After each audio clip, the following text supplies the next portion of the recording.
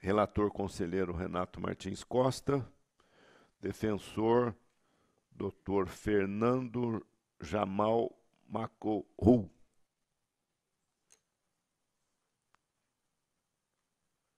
Convido o ilustre defensor para que ocupe a tribuna, representando o senhor Ari Osmar Martins Quinor, ex-prefeito de Apiaí.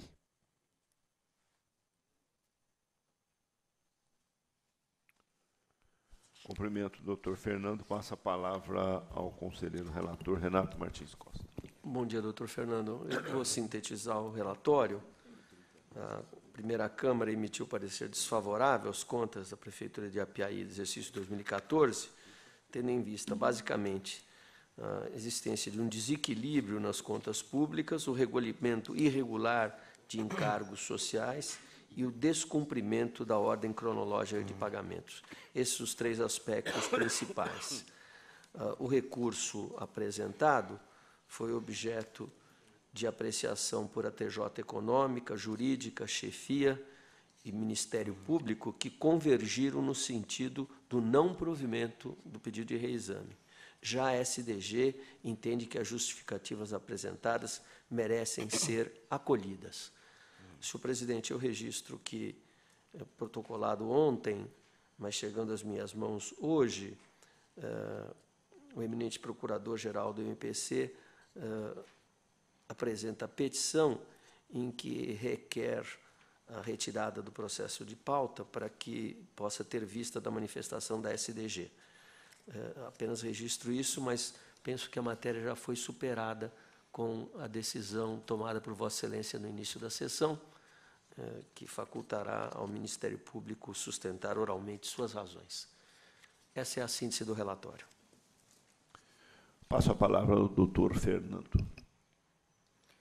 Excelentíssimo senhor presidente, doutor Sidney Stanislau Beraldo, excelentíssimos senhores conselheiros, excelentíssimo senhor representante do Ministério Público de Contas, excelentíssimo senhor secretário-diretor-geral, doutor Sérgio Siqueira Rossi, a todos que acompanham essa sessão, meu bom dia. Como bem ressaltou o eminente conselheiro relator, Dr. Renato Martins Costa, o juízo desfavorável das contas em exame estaria relacionado somente à alegada ocorrência dos resultados fiscais negativos, gerando um pretenso desequilíbrio das contas públicas, o recolhimento irregular dos encargos previdenciários em relação ao FGTS de novembro e dezembro de 2014, e também a alegada quebra da ordem cronológica de pagamentos em relação a um único fornecedor. Nesse sentido, senhores conselheiros, não podemos deixar de mencionar que a apresentação contábil das peças do exercício não reflete as nuances necessárias à melhor análise técnica dos seus resultados. Na realidade, o pretenso desequilíbrio das contas públicas e, consequentemente, o resultado orçamentário negativo, orçamentário e financeiro negativo, limitaram-se somente aos demonstrativos contábeis e não às finanças municipais. A situação retratada nas peças contábeis e tida como resultados deficitários não guardam nenhuma relação com o excesso de gastos ou desequilíbrio das contas públicas. Ao contrário, na realidade, o que se viu foi o cumprimento das normas e procedimentos que regem os atos de gestão, especialmente atinentes aos convênios federais e estaduais. Explicando melhor, para obter os recursos federais e estaduais, foi necessário o empenhamento de todos os valores. Todavia, ao final de 2014, os mesmos fizeram parte dos resultados orçamentário e financeiro, sem que a sua respectiva receita tivesse ingressado nos cofres da municipalidade. A instrução dos autos levou em consideração todos os empenhos feitos em 2014, independentemente de remanescerem ao final do exercício como processados ou não processados. Certo que decisões dessa egrégia Corte têm relevado resultados financeiros negativos, excluindo o valor de restos a pagar não processados da análise dos cálculos, a exemplo dos TCs 2501-02610, 2578-02610, 1584-02613, 2527-02616, dentre outros julgados. Tal entendimento poderia ser adotado no caso versado nesses autos, pois em 31 de dezembro de 2014, a Prefeitura Municipal de Apiaí possuía 2.675.000 em despesas não liquidadas, formadas por convênios e contratos de repasses estaduais e federais, conforme o demonstrativo do sistema Aldesp, as folhas 52 a 54 dos autos. Subtraindo essa despesa, doutor Renato, o referido déficit orçamentário representaria menos de 20 dias da arrecadação, o que, segundo jurisprudência desse egrégio tribunal, pode ser relevado, haja vista que não compromete a gestão futura. E, da mesma forma, o déficit financeiro passaria de 7.335.000 para 4.695.000, o que representaria aproximadamente um mês da receita realizada no período, limitando-se dentro do limite tolerável por esta egrégia corte e também passível de ser relevado. Há ainda uma série de contas examinadas nesta corte, com déficit da execução orçamentária superiores ao aqui analisados, e receberam parecer favorável, a exemplo do TC 205.02609, da Prefeitura de Barra do Turvo, com déficit de 8,4%, TC 179.02609, da Prefeitura de Turiúba, com déficit de 10,95%, Prefeitura de Itapiraí, TC 367.02609, com déficit de 8,54%, dentre outros julgados. Em relação à irregularidade apontada no recolhimento do FGTS de novembro e dezembro de 2014, também manifestamos aqui o nosso inconformismo, pois ocorreu apenas e tão somente nos 2 últimos meses do exercício de 2014, em meio a uma grave crise econômica e financeira registrada no país. E também é possível inferir que a municipalidade logrou êxito na regularização desta pendência através de uma celebração de um acordo de parcelamento junto à Caixa Econômica Federal, sendo efetivamente honrado conforme os documentos anexados ao pedido de reexame.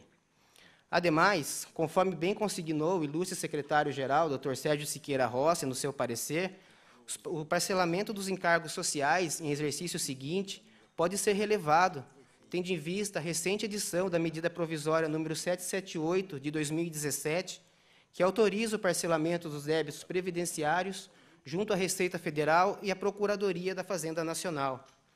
De acordo com os artigos 1º e 2º da referida medida provisória, os débitos previdenciários devidos ao INSS podem ser pagos em até 200 parcelas, sendo 2,4% do total da dívida consolidada em até 6 parcelas iguais e sucessivas, vencíveis entre julho e dezembro de 2017. No caso em exame, os encargos devidos ao INSS em 2014 foram parcelados juntamente com os débitos de janeiro a junho de 2015, totalizando o valor de R$ 1.249.000 em 60 meses. Dessa forma, conforme se observa as folhas 234 a 235 dos autos, as 6 primeiras parcelas quitadas entre agosto de 2015 e janeiro de 2016 correspondem a 10% do total da dívida, o que se traduz em um acordo de parcelamento ainda mais moderado do que aquele estipulado na medida provisória 778 de 2017. Portanto, senhores conselheiros, também entendemos plenamente passível de ser relevado a questão do parcelamento dos encargos sociais em exercício seguinte. E, da mesma forma, rogamos para que seja afastada a alegada quebra da ordem cronológica de pagamentos em relação a um único fornecedor. As despesas que teriam ocasionado a quebra da ordem cronológica de pagamentos foram liquidadas em data posterior à apresentação do atestado de execução dos serviços, em conformidade com a cláusula 10ª do instrumento contratual, que previa o pagamento em até 30 dias após a conclusão de cada etapa. Os pagamentos ocorreram 3 dias após as medições, em plena consonância com o instrumento contratual e em plena consonância com a data de exigibilidade de pagamentos. De qualquer forma, tal não poderia ensejar a emissão do parecer desfavorável, pois os julgamentos análogos, nos quais foram objetos despesas de fornecedores de maior vulto, receberam parecer favorável, ficando apenas no campo das recomendações, a exemplo dos TCs 1432-02604, 3040-02605, 266-02606, dentre outros julgados. E, por fim, vale ressaltar que a Prefeitura Municipal de Apiaí atendeu satisfatoriamente vários quesitos dos mais relevantes. Houve a regularidade do pagamento dos precatórios judiciais e requisitórios de baixa monta, a transferência à Câmara obedeceu ao limite previsto no artigo 29A da Constituição Federal, A própria fiscalização atestou no relatório os recolhimentos ao regime geral de previdência social. O município aplicou os recursos no ensino em percentuais superiores aos estabelecidos no artigo 212 da Constituição Federal. Também superou o mínimo obrigatório na aplicação dos recursos do Fundeb, aplicando mais de 60% na valorização do magistério, e, igualmente, foram cumpridas as disposições do parágrafo 1º do artigo 77 do ADCT, com a aplicação de 20,87% da receita de impostos nas ações e serviços públicos de saúde. E, por todo exposto, apelando ao sempre presente bom senso de Vossas Excelências, clamamos de forma derradeira para que seja dado provimento ao pedido de reexame apresentado pela Prefeitura Municipal de Apiaí, na esteira da manifestação exarada pela douta Secretaria Diretoria Geral, emitindo-se agora o parecer favorável às contas de 2014. Era o que tínhamos a expor nesta oportunidade, agradecendo mais uma vez a atenção dispensada. Muito obrigado. Senhor presidente, antes de Vossa Excelência passar a palavra ao Ministério Público, eu gostaria de fazer uma observação, que é pela ordem da sessão. Pela ordem. Muito obrigado, senhor presidente. A exposição do senhor advogado, ela suscita uma dúvida em mim,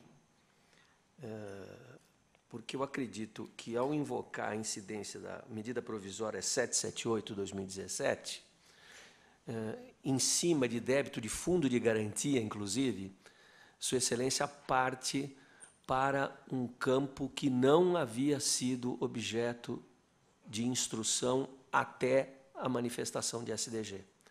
Então, é matéria nova. Eu reformulo, se o plenário estiver de acordo, a minha posição de, obviamente, acompanhar o deliberado quanto à questão de ordem inicial, e eu penso que a matéria, nessas circunstâncias, deve ser encaminhada a conhecimento prévio do Ministério Público de Contas. Então, se não houver objeção de Vossas Excelências, eu retiraria o processo de pauta com prejuízo, nesse momento, para a sustentação oral do Ministério Público, porém, quando retornar, obviamente, sem prejuízo de, em entendendo necessária, ela ser feita, para que o MP possa se manifestar sobre esse ponto que foi, efetivamente, uma novidade instrutória. Então, está em discussão a proposta do conselheiro relator. Vendo o acordo, então, retirado de pauta o item 19. Agradeço. Os autos serão encaminhados com vista ao Ministério Público. Serão encaminhados com vista ao Ministério Público, item 19. Agradeço o doutor Fernando Ramal Macol. Doutor Fernando, perdão, senhor presidente. Obviamente, da manifestação do Ministério Público de Contas, abrirei vista a Vossa Excelência.